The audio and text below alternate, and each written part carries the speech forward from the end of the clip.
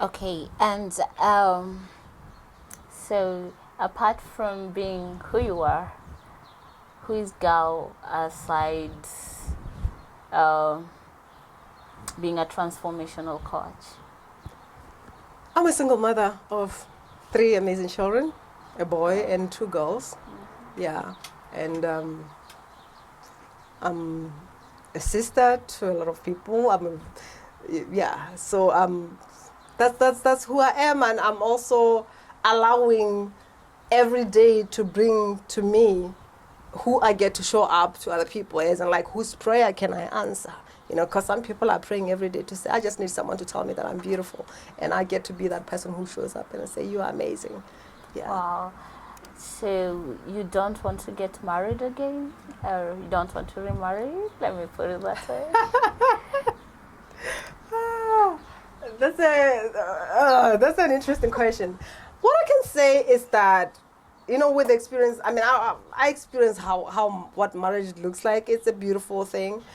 It's not about not wanting to be married, although I feel the whole thing of wanting marriage, which is kind of like, as a young girl, it's kind of like you can't wait to get married. I don't have that desire anymore. I am open to have a partner who can be my mirror, who I can see myself through, and also grow, kind of like, because when we come together, it's kind of like, I'm going to hold space so that I can see who you are and like your shortfalls and all that, and share that with you, and you share that with me, so that we can grow together and evolve together. So I'm looking for that partner. Whether it's something that's going to end up in marriage, I'll see, but I'm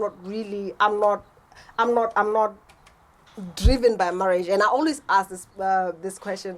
I had a niece who was asking me the other time. He was like, I feel I'm old enough to get married and all that. And I asked her, what are you looking for? Do you really want to get married? And she said, yes. Why do you want to get married?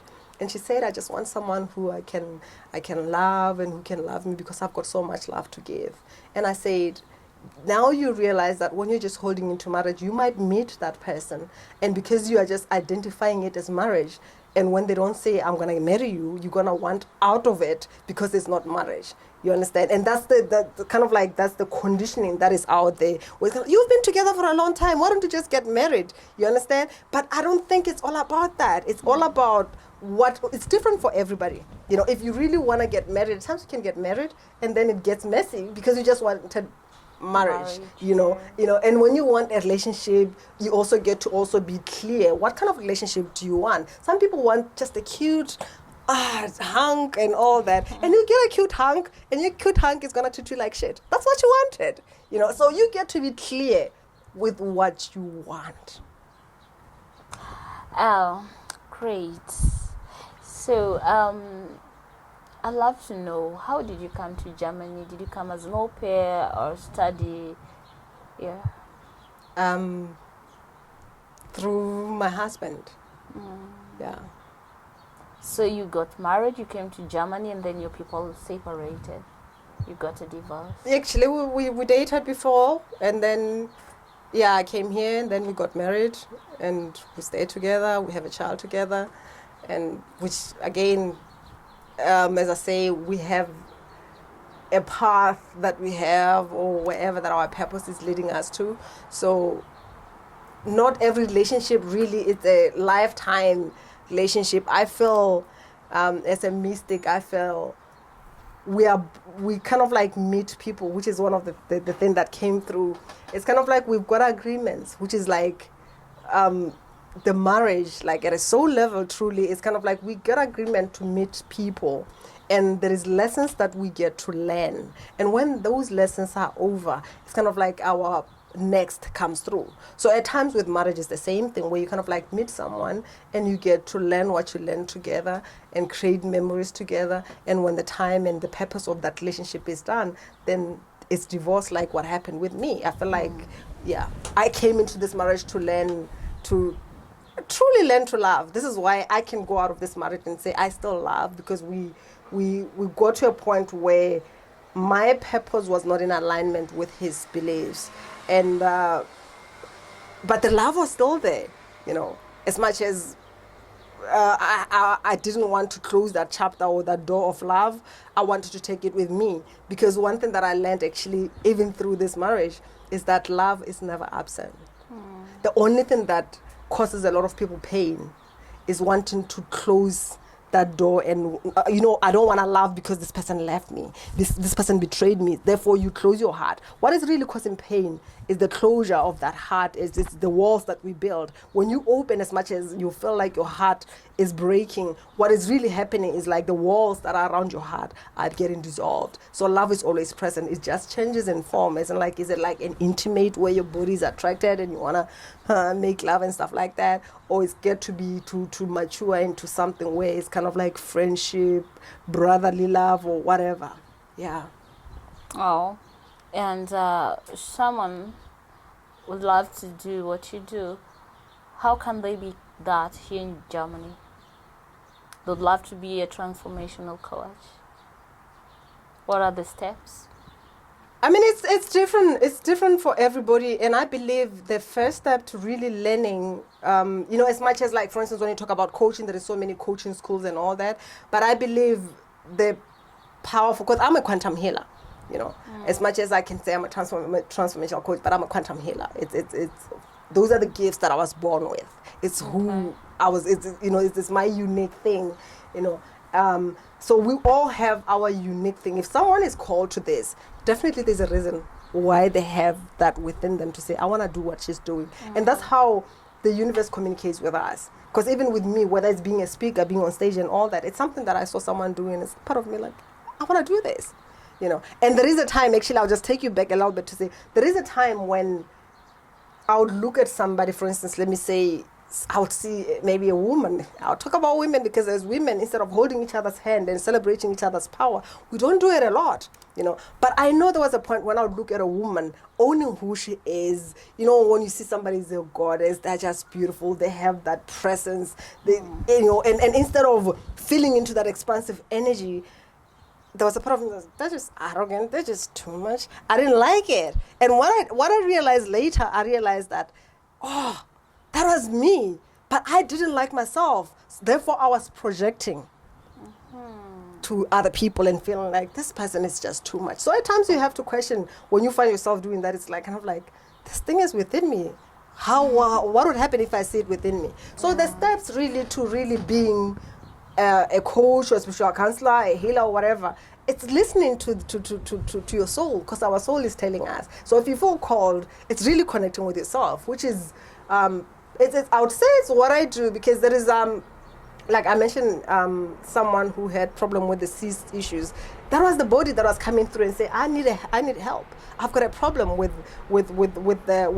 cyst and all that. And she came to me because of the cyst. She sought help and she came to me. And as we were working together, she opened up to her spiritual guides and all that. And the message that came through in one of the days, because she started saying, I'm just seeing light around me and all that. And I said, I guided her to connect and find out more. And it was her team. And she's got a purpose that she's here to do. She's here to do something just the same as what I do. But for her to tap into that was to connect to herself, to know that she's worthy, to love herself. And when she does that, it's like whoever that you are. Like I said, there is no separation between, there's no you and me, it's like separate. We are all one. So when you connect with yourself, you get to connect with the God that is within you. You get to connect deeply with your soul. You get to understand yourself, and you are able to connect with all that is. So that's how it happened with someone who came because of pain, but then through pain, she get to know that she has an agreement to do this, and her team was coming through. Wow. So I want to know two last things. What is your stand with God? And what is your stand with sexual purity?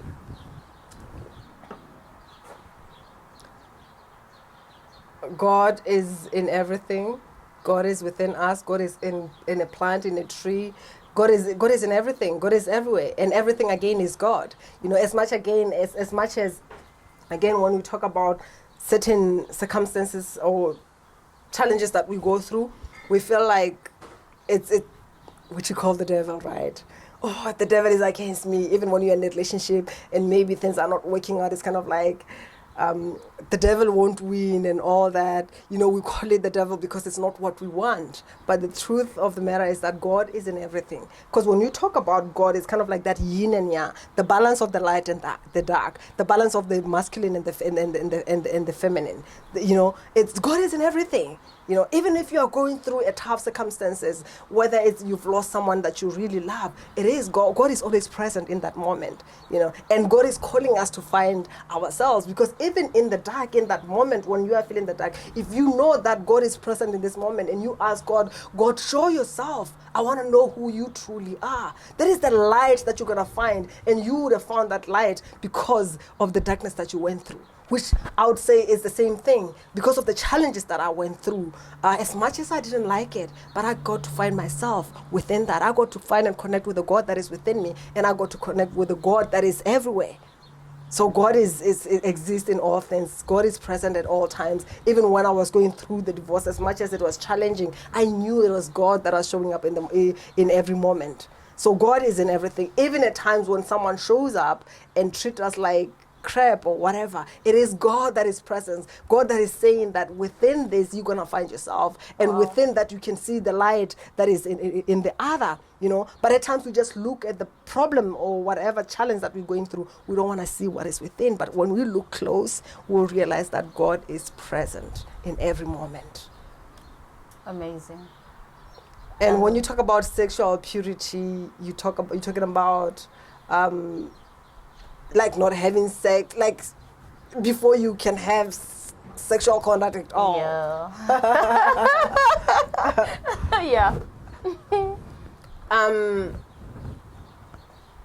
It's one of the things that I believe it's just different for everybody, and there's no right or wrong, which is one of the things, again, that I'll talk about a lot when I talk about separation consciousness, is holding into the bad and the good, the right and the wrong. And that's what is holding us and anchoring us into fear, into judgment, because we are holding into that. We don't want to accept that everything just is. And what I feel like doing, it might not be what you called to do. And it doesn't mean that because I've had sex before marriage, or it doesn't mean that because I'm attracted to somebody, it doesn't mean that I am wrong and you are right. It doesn't mean that because you haven't had sexual contact or whatever until you admit. There's no right or wrong. It's all different. Not forgetting that as souls we are coming here with a mission. And I might have chosen a different path. This is also why at times when people go through maybe trauma of being raped or molested or whatever, they feel the shame and they feel like they are not worthy because they went through that experience. They blame themselves even though they know they are not really responsible for it. And it's because of the right and wrong that is out there. You understand? So if you get to understand that at times, which is, it's kind of like sounds crazy to say, why would my soul choose to go through such a horrible experience? Which is one of the things that our mind will never grasp it. But at a soul level, the soul knows what it wants to learn, where people might have gone through that. But because of the bad and wrong, right and wrong, the judgment that is in the society, in all that, we feel unworthy. We feel like I'm not going to be accepted. Therefore, we live in judgment. We cringe and all that. So there's just a lot that is going on. So there's no right and wrong. Whatever that you did, you are perfect. You are amazing. You are just loved as you are. And it's just accepting yourself and loving yourself through it that matters. It doesn't matter whether the other people see that as wrong. Allow them to have their perception, but anchor in knowing that you are loved and you are loved as always. Wow. And did you have any struggles getting documents in Germany and settling down? Yeah, I would say it's getting papers here. It's always a challenge. I would say, yeah, I did. And I still remember there was a time, probably it was the last time before I came here, when my visa was rejected, probably twice or something like that. And I still remember maybe the third time when I appealed it, I was thinking about it not so long, some weeks ago, where I wrote something and I told them that I don't have an interest of going to a country and living there as an illegal immigrant where I don't even have a cat or something like. I mean, I wrote that I wrote that in the paper, Yeah. and that was like my attitude coming through to say I'm done with playing small or whatever, because it's something that I cannot do. You know, it's not in alignment with who I am. So I just wrote something like that to say I don't have any interest in doing that. I'd rather stay here where my children are, where I have got everything. I've got my family and all that, rather than going to live in a country illegally where I don't even own a cat. I'm telling you, is one of the things that I wrote in the paper, and I got an approval afterwards. You know, so it was challenging, but it doesn't matter. I always say it doesn't matter whether someone says no, but if you know this is what you want, and if you know that it's what you deserve to have, which is knowing who you are, it's gonna happen. It's kind of like telling the universe that, you know what, I want to do this, and I don't care how it's gonna happen. God, universe, whoever that you are, make it happen, because I am putting my mind on this. I'm putting my eye on this. I don't know how it's gonna happen or whatever road that I'm gonna take for me to get there, but I'm gonna get there anyway. It's you claiming it and knowing it's gonna happen. Wow. Maybe you could just look into the camera and empower one woman. Just encourage her. This woman is weak. She feels like everyone is against her. She doesn't feel good enough. What I can tell you, as I said previously, the fact that you exist, the fact that you are alive, the fact that you are able to breathe, you matter. And you are love embodied. The love is within you because you are born out of love. And the universe chose you to be here in this time. What a beautiful thing to be alive in this time. And I want you to know that all that you desire is within you. You matter. And at times, all that you need is to just have that trust. You know, that faith of a mustard seed, is what was said in the Bible from what was said by Jesus. To have that faith and know that when you raise your hand and say, I need help, which is also one of the things, this is why I also offer a free call. It's for me to be able to hear out and also give a little bit of clarity, bring in the light as your God, universe guides are coming through, so that you can know that there is something to hold into. But the most thing that you need and the most thing that needs you is you. If you just know that you are loved just because you are alive, I want you to know that you can go through anything. Trust in yourself and know that the universe loves you, God loves you, the greater spirit loves you, whatever that you call it, Elohim, Yahweh, all that is within you. At times it's a matter of just saying and asking for help.